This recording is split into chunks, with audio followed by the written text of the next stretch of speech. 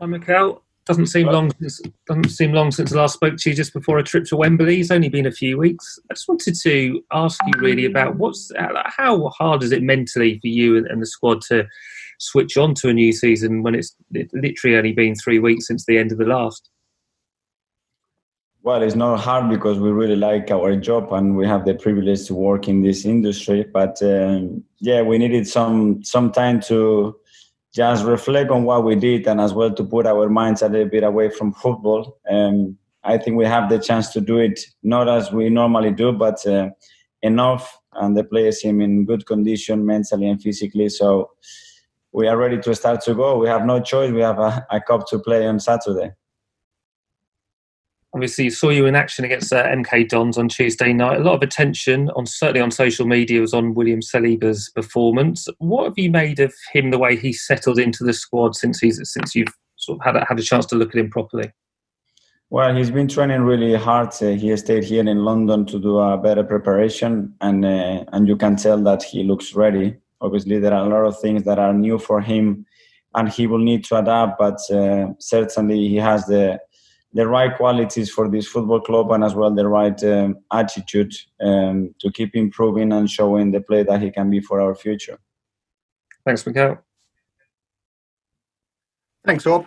Before we go to John from BBC, just to confirm that the embargo for this first section is 3:30 today. So we go over to John Southall from BBC. Hello, Mikel. How are you?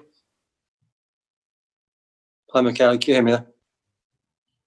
Hello? Yeah, I can hear you. You briefly touched on it there, but what kind of shape are the squad in? You haven't had much time to prepare for the game. Match sharpness, presumably they're still quite a way off that, are they? Well, we had 2 training sessions, so you can imagine that this game comes straight in the middle of our mini pre-season. But as well, we hadn't had much time to lose a lot of the condition. But obviously, it's not an ideal moment to play this final. But the players are motivated. Obviously, it's another opportunity to win a trophy, and we will go for it. And in terms of the COVID testing, is anybody in quarantine? Has anybody failed a test since they came back?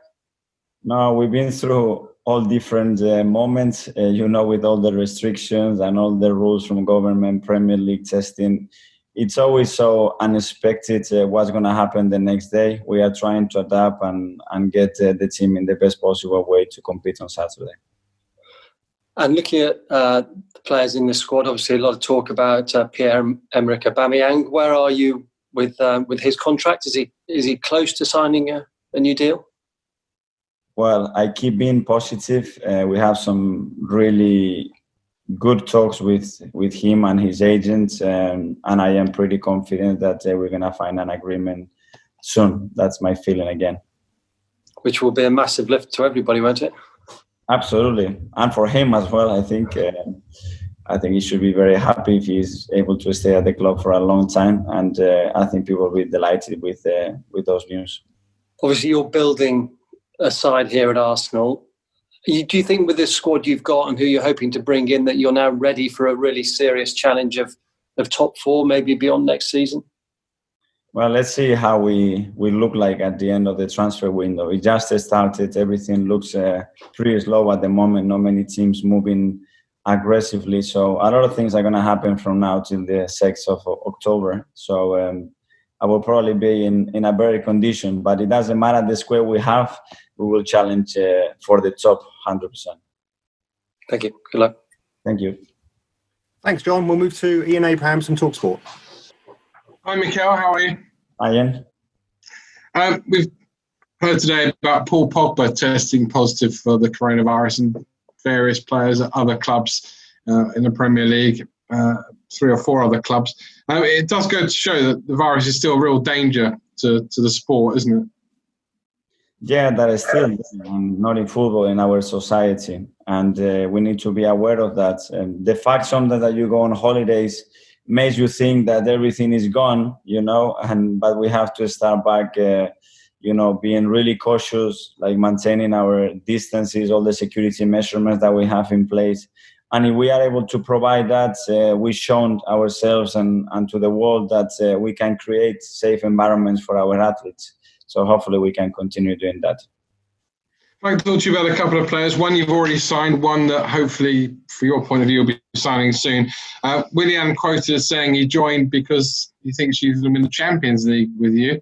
And Gabriel coming in as well. Have you just talked to us about, smiling about Willian, but I mean about Willian and Gabriel? Well, it's the right spirit. I want players that they are optimistic and willing, and they want to win for our club. That's the feeling I got since the first day I met William, that he's not satisfied with what he's done in his career, which is a lot.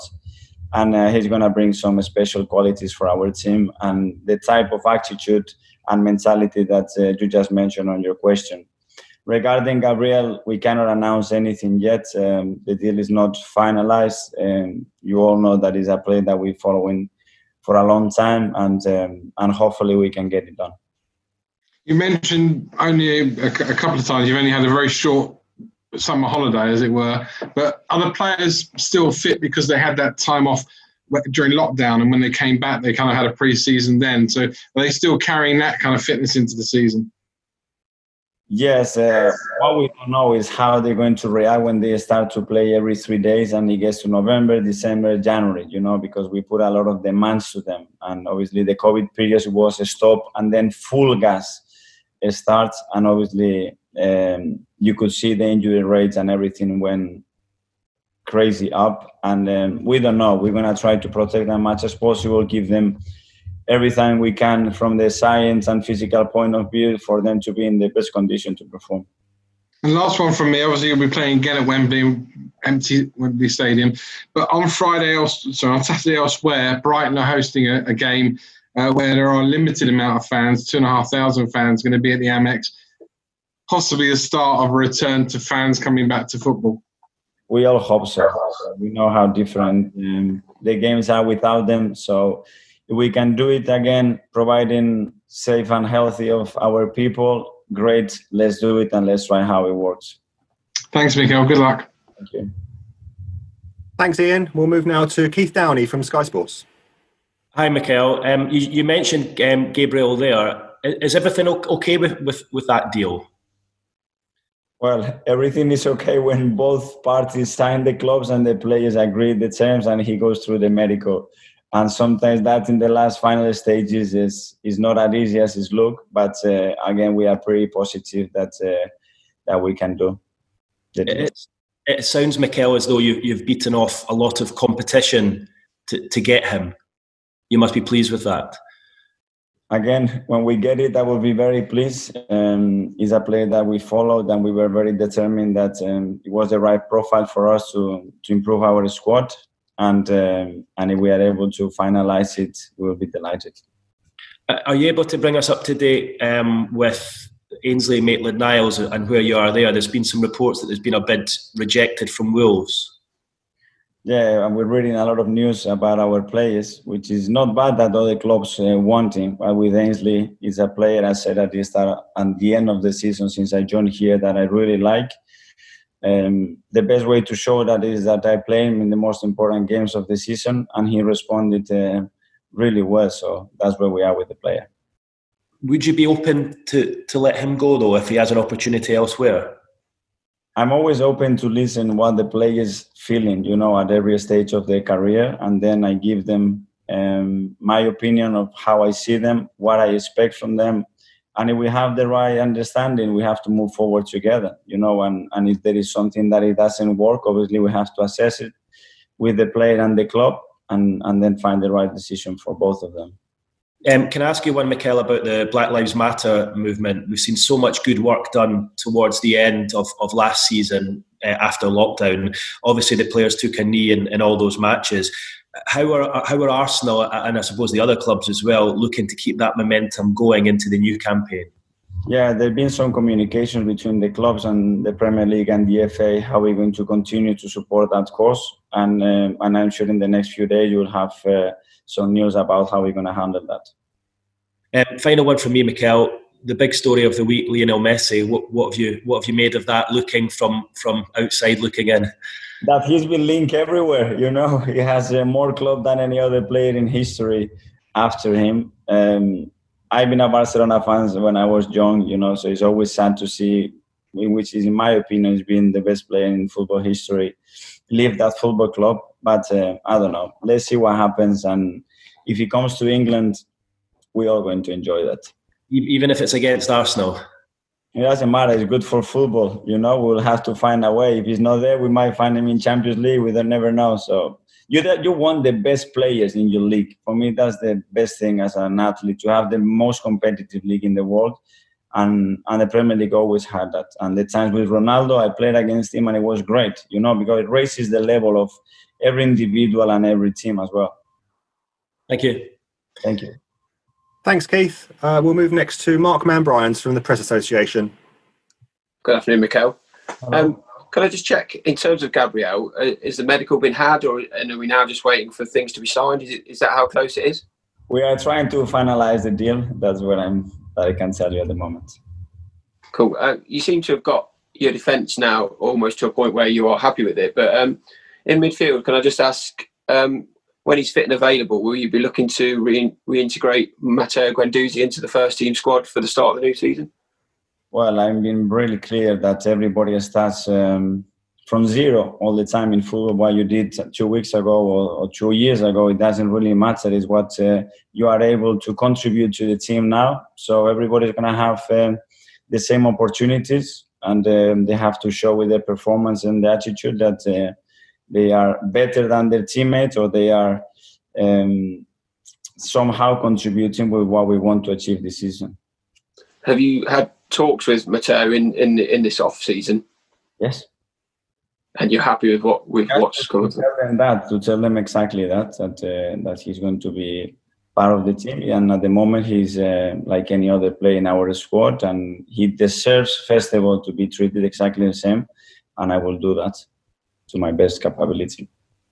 Another midfielder you had last season that we're not sure about the future is Dani Ceballos. Are you making a move to try and bring him back on loan for another season? Well, we had some talks. Danny knows really well what I think about him. He was pretty clear with me as well that his intention was to remain with us, but obviously Real Madrid is involved there. I don't know yet what they want to do with the player, but obviously it's a player that we are interested in, because we really saw the last few months of the season what he's capable of bringing to us. Someone you already have available is Mohamed El Nene. Does he have a place in your squad moving forward? Well, I know him really well. I play with him, so I know what he can be. I know his strengths and weaknesses really well. He's a really positive character to have around. He has some really good qualities as well, and like anybody else, till the moment that he is with us, he will be giving all our support and the best possible environment for them to perform as high as they can. Do you expect him to stay beyond the end of the transfer window? We don't know. The 6th of October is still too far, as I said, and it's pretty unpredictable to know what's going to happen. And then just finally from me, Mikel, I believe Emi Martinez is quarantining at the minute, so probably means that Bernd will start in goal against Liverpool. Does that mean he starts the season as your number one? Well, I love to have two goalkeepers at the level of Bernd and Emi. You know, last year when Bernd got injured, if somebody had some doubts about Emi's character or qualities, he's shown what he's able to do, and he didn't do it for one game. He did it for 10, 11 games in a row, and I'm delighted to have both of them. But they both know that first day in pre-season, you start again, fight for your place, and show us who is the one who deserves the chance to start. Is it possible to keep them both happy, do you think? I don't want to keep them both happy. I want the one that is not playing to be upset and then challenge the next player to make him better, or if not, earn his place to do that. And it's no difference. I don't see personally any difference with goalkeepers with fullbacks, you know. So they know that. I've been really clear with them about that, and hopefully they can make each other better, and most importantly, the team better. Great. Thank you, Mikel. Thank you. Thanks, Mark. We'll move on to Nick Callow from Haters. Hi, Mikel. Talking about the goalkeeper situation, is Bernd Leno fully fit and ready to come in against Liverpool at the weekend? Yeah, Bernd is fit. He was almost fit, to be fair, for the last game against Chelsea in the FA Cup final.